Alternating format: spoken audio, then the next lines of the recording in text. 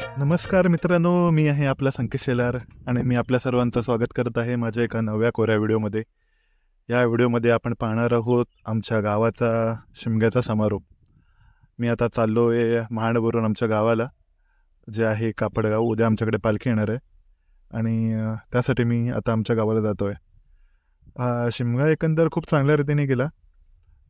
या शिमग्यामध्ये मी उगाच काही व्हिडिओ वगैरे शूट न करता जे त्या आमच्या होळीचे शिमग्याचे जे मोमेंट आहेत ते एन्जॉय केले मस्तपैकी. अजिबात टेन्शन घेतल्याने अजिबात कसला व्हिडिओ बनवला नाही. पण आत्ता आलं आहे म्हणत बघू जरा हा समारोपाचा जो एक कार्यक्रम असतो त्यावर आपण व्हिडिओ बनवू असं मला वाटलं आणि म्हणून मी आता हे शूटिंग करत आहे. तर बघूया, या प्रवासात तुम्ही माझ्यासोबत राहा आणि होप तुम्ही पण हा व्हिडिओ एन्जॉय कराल. थोड्या एक्साइटिंग गोष्टी आहेत या व्हिडिओमध्ये असं मला वाटतं. आपण बघू शका आणि नक्कीच शेवटपर्यंत बघा व्हिडिओ. हे बघा, पालखी इकडे दारात ने ढोलवले तिकडे बेड्यात वाजवत बसलेत. आज आमच्या करंबेळगावची ही पालखी आमची शेजाऱ्यांची सागर घेऊन नंतर गावच्या गुरुवांकडे जेवण्यासाठी जाते. तो कार्यक्रम आटपला की परत एकदा वर देवळात समारोपाच्या विधीसाठी रवाना होते आणि एकदा का ती देवळात गेली की फागपंचमीपासून सुरुवात झालेला आमच्या या सर्वांच्या जीवाभावाच्या शिमग्याची सांगता होते.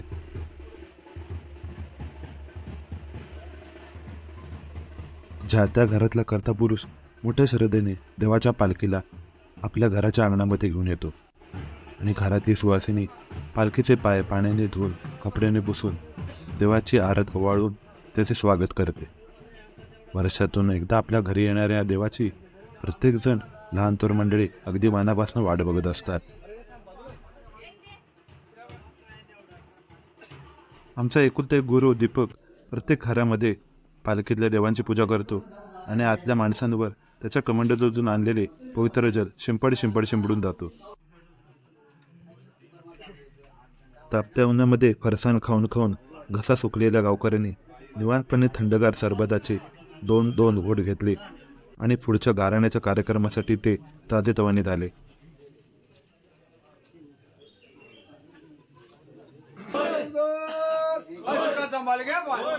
पाली दुकान आहे, 5 लिटर तेल, 5 नारळाचं तोरण आहे आणि 150 रुपयाचं गावकऱ्यांना पोचतं आणि तसंच बोलून ठेवा.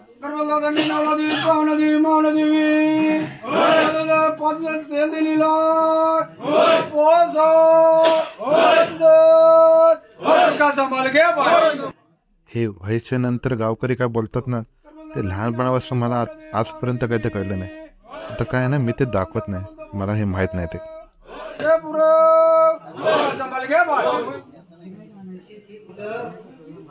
बाहेर शिकायला वगैरे आहेत त्यांना सुखाचं सांभाळून सगळं त्यांच्या मनासारखं होऊ दे आणि तसंच परत बोलून ठेवा.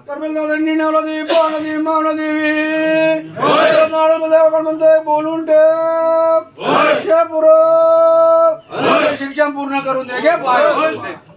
करबेलदादांनी नावला दे पावना दे मावना देवी तोरण देवळामध्ये बोलून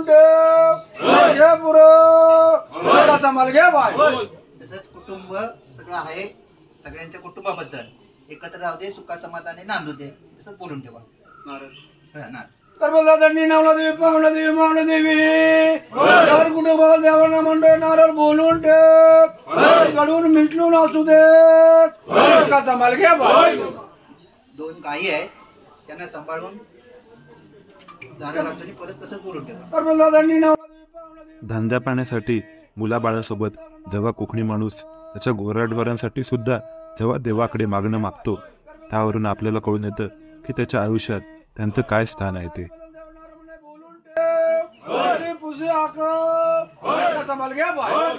बहीण आले, 2 बहिणी आल्या, त्यांनी ओटी भरली. करबेलदादांनी नावला देवी पावना देवी मावना देवी माहेरची म्हणलं 2 वाट्या भरलेल्या माल घ्या. करबेलदादांनी नावला देवी पावना देवी मावना देवी गड घातला ना ह्या शिमग्यापासून पुढल्याचा राखवा.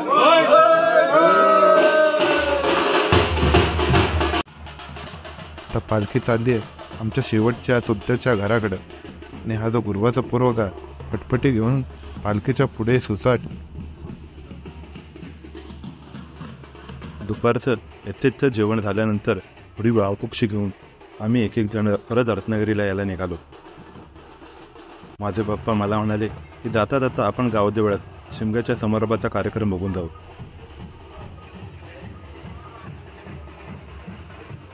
राहिलं तर सर्व गाव इकडे एकत्र जमला होता. एकंदर एखाद्या जत्रेसारखं सगळं वातावरण होतं. भेळ, सरबत, वडापाव या सर्व खाण्याच्या पदार्थांचे स्टॉल लागले होते. वडापाववाल्याकडे तर एवढी गर्दी होती की सुरुवातीला वडे तळणारा मला दिसलाच नाही. बारक्या पोरांच्या खेळण्यांच्या दुकानात तर काय, डंपर म्हणू नका, रेल्वे म्हणू नका, विमान म्हणू नका, सगळ्यांची फुल व्हरायटी होती.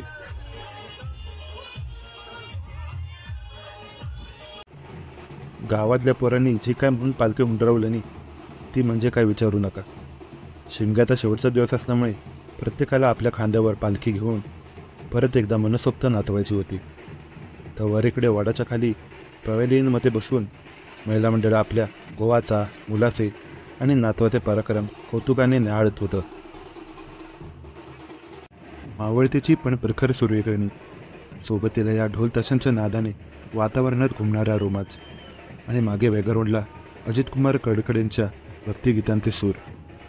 एक वेगळाच एक्साइटिंग असा माहोल यावेळी तयार झाला होता.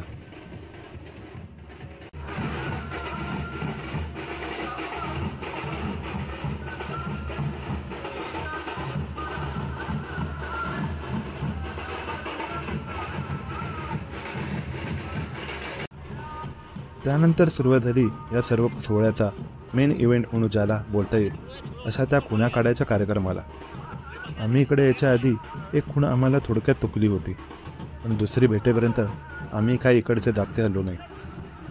हा एकंदर सर्व कार्यक्रम म्हणजे ढोबळ भाषेत असा बोलता येईल की शिमगोत्सवाच्या बहुतेक सुरुवातीच्या काळामध्ये काही मानकरी खुणा म्हणून 2 नारळ या होळीच्या माळावर वेगवेगळ्या ठिकाणी मोठ्या खुबीने लपून ठेवतात आणि नंतर पालखी जेव्हा उत्सवाची सांगता करून परत देवळात जाते त्या दिवशी म्हणजे आजच्या दिवशी ते जे खुणा लपवणारे लोक होते ते या ठिकाणापासून जाणीवपूर्वक लांब राहतात.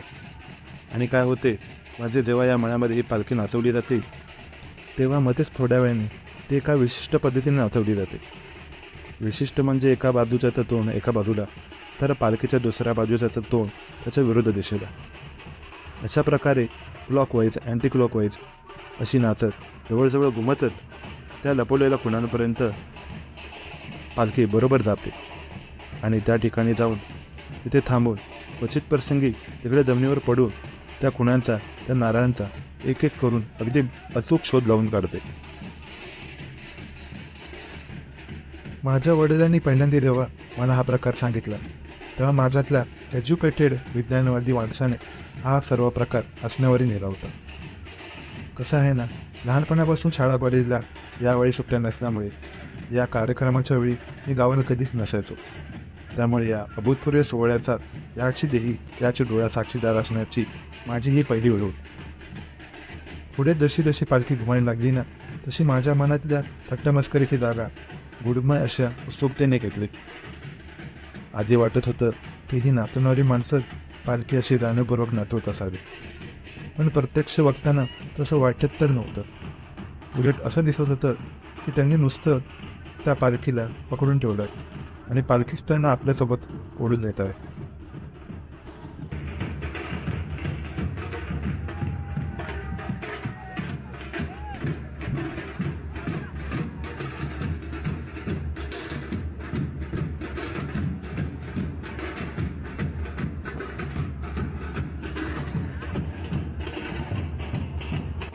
माझे वडील मला यावेळी गमतीने म्हणत होते की तसं म्हटलं तर हा प्रकार म्हणजे एक प्रकारे देवाची परीक्षाच म्हणता येईल.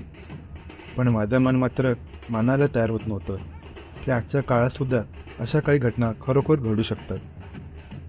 खरं म्हणजे यावेळी या एकंदर सर्व प्रकरणात काहीतरी खोट शोधून काढायच्या उद्देशाने मी मोठ्या हिरिरीने मोबाईल घेऊन शूटिंगसाठी पुढे पुढे करत होतो.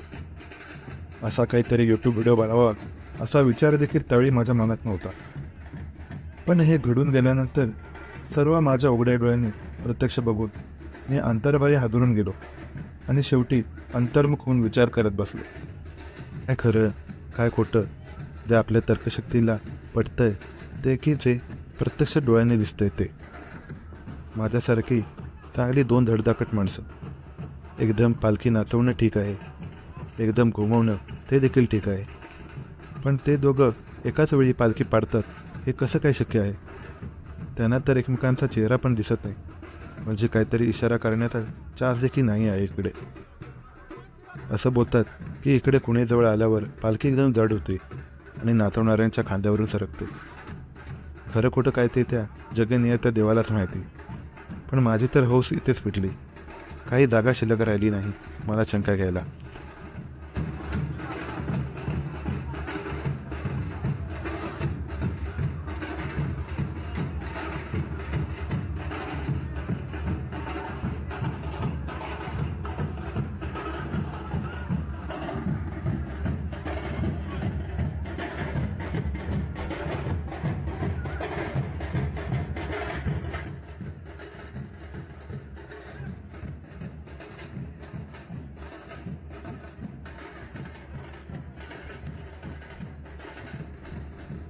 जवळजवळ 10 ते 15 मिनिटं पुन्हा शोधण्यासाठी हा पालखी घुमवण्याचा प्रकार चालू होता.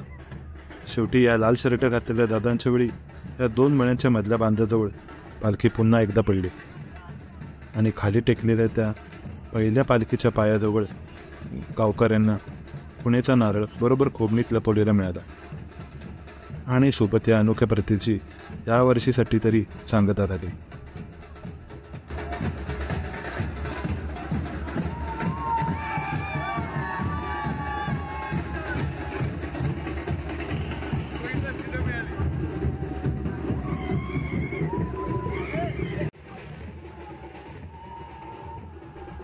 यानंतर पालखीची मंदिर प्रदक्षिणा सुरू झाली. गावदेवळाला 5 प्रदक्षिणा घालून त्यानंतर देवाला मंदिराच्या आतमध्ये घेतले जाते.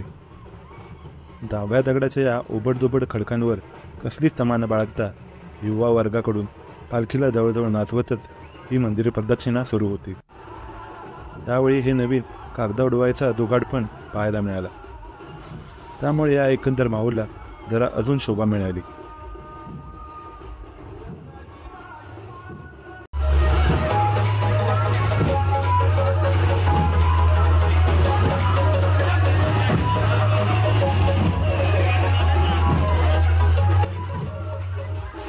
यावेळी डीजेच्या तालावर नाचणाऱ्या बच्चे मंडळींचं नृत्यकौशल्य बघून मला आमच्या जुन्या दिवसांची एकवार आठवण झाली आणि त्यांच्याकडून मला यावेळी डान्सच्या 3-4 नवीन स्टेपही शिकायला मिळाल्या.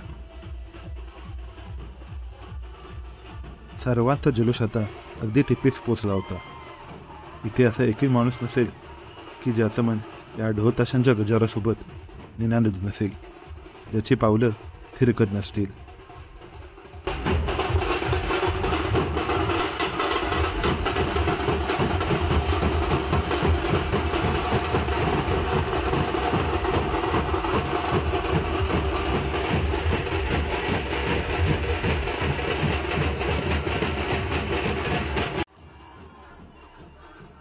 धुंद बेधुंद आनंदात डोलणारी आमची गावकी आणि हा हवावासा वाटणार शिमगा. असं वाटत होतं की हे दृश्य कधी संपूच नये.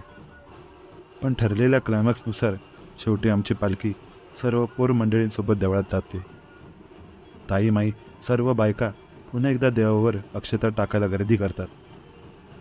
दीपकसुद्धा त्याच्याकडे राहिलेलं शेवटचं गोमूत्र शिंपडून घेतो आणि सोबत आमचा करंबळदेव हसत गाचत नाचत परत पुढच्या वर्षापर्यंत देवळात विराजमान होतो. तर असा होता हा आमचा शिमगा.